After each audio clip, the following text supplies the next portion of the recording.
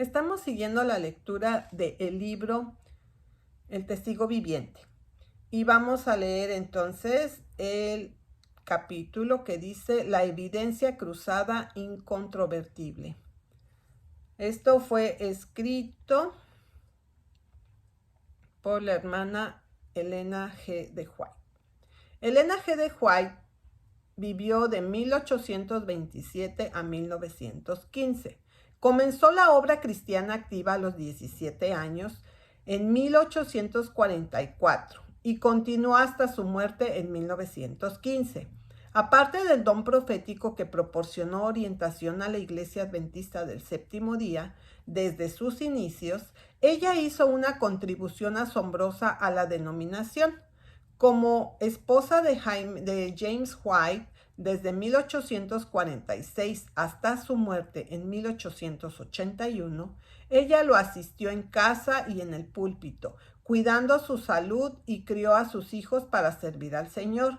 Viajaron mucho a pesar de la mala salud, las dificultades del transporte primitivo y la oposición. Desde la muerte del pastor White, la señora White continuó una vida activa. Viajó al extranjero, a Australia y Europa, y aconsejando a los líderes de Estados Unidos. Ella llevó a cabo una enorme correspondencia y asistió a reuniones generales y conferencias, hablando a grandes multitudes con gran eficacia. Su pluma estuvo ocupada durante estas décadas de actividad. Durante muchos años, todos los números de la Review and Herald y Señales de los Tiempos contenían un artículo suyo. Al mismo tiempo, ella estaba preparando sus muchos libros. El deseado de todas las gentes puede considerarse su obra maestra. Señales de los Tiempos, 7 de marzo de 1895. Cristo vino al mundo para convencer a los hombres, mediante pruebas, no podía ser controvertido, de que Dios es amor. Este hecho, durante tanto tiempo disputado por Satanás, queda para siempre en paz con los mundos no caídos y con inteligencias celestiales. Se pone en paz con aquellos que miran a un Salvador elevado, que están convencidos por la manifestación del amor de Dios desplegado en el Calvario. La maravillosa condescendencia de Dios en dar a Cristo al mundo para que desarrolle los principios de carácter divino, deja a toda inteligencia humana sin una sombra de excusa para negar su lealtad al Dios del cielo. Jesús era uno con el Padre y reveló la perfección de Dios, y sin embargo vino al mundo en la semejanza de carne de pecado y por el pecado, y condenó al pecado declarando en la carne por su propia vida de perfecta obediencia a la ley de Dios, mostrando que los hombres pueden volverse partícipes de la naturaleza divina y que por la fe en Cristo pueden aferrarse al poder moral que ha sido puesto a su alcance a través del amor tan abundantemente expresado en su nombre. Los agentes humanos pueden formar caracteres a la semejanza divina, debido al gran amor con que Cristo nos amó. Aquí estaba el poder que reforzaba la naturaleza humana de Cristo, y eso se mostró poderoso para salvar. En Cristo había sabiduría no nacida de la tierra, sino de origen celestial, por la cual se desarrolló el plan de salvación, que convocó a la admiración del universo de Dios. El plan de redención se desarrolló en la vida práctica del Redentor del mundo. Se aferró al hombre con su brazo humano y no permitió que éste se fuera, y con su mano divina asió el trono del infinito. En todos los detalles de su vida dio a las inteligencias terrenales y celestiales un ejemplo de humildad, de fidelidad en honrar y aceptar todos los requisitos de la ley de Dios. Manifestó santidad, integridad al aceptar y expresar esa ley, al presentarla al mundo y apretando contra su corazón la ley de Dios, violada, planeada en su honor, invitando a aquellos que disciernen la manera de Dios de mirar hacia arriba y regocijarse. Entonces él dice: ten ánimo, yo he vencido al mundo.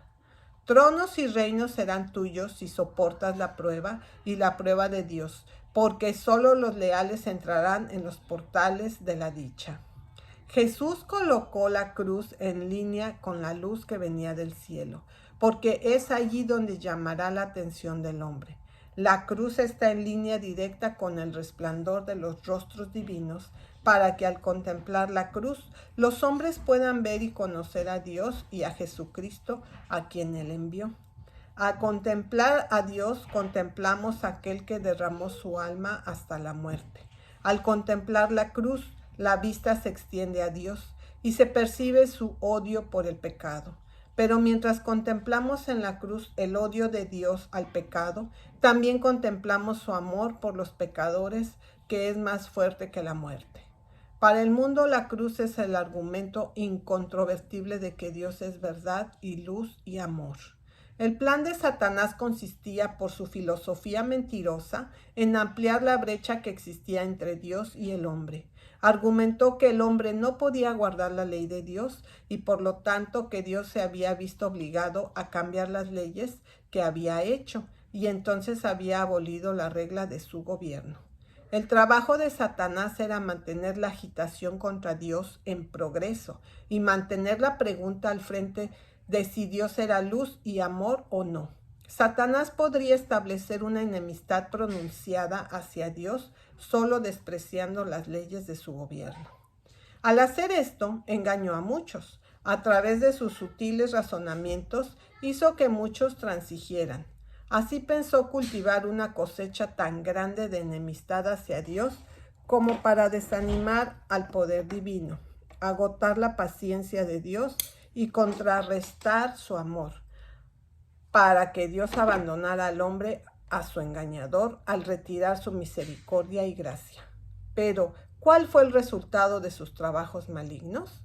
Señales de misericordia fueron exhibidas continuamente, y aunque aquellos que pudieron haber recibido las ofertas de amor celestial y misericordia, continuamente respondida con desafío y respondiendo, no queremos tus caminos, oh Dios, apártate de nosotros, y los principios del odio a la ley de Dios fueron aumentando continuamente. Sin embargo, la paciencia de Dios no cesó, no falló ni se desanimó.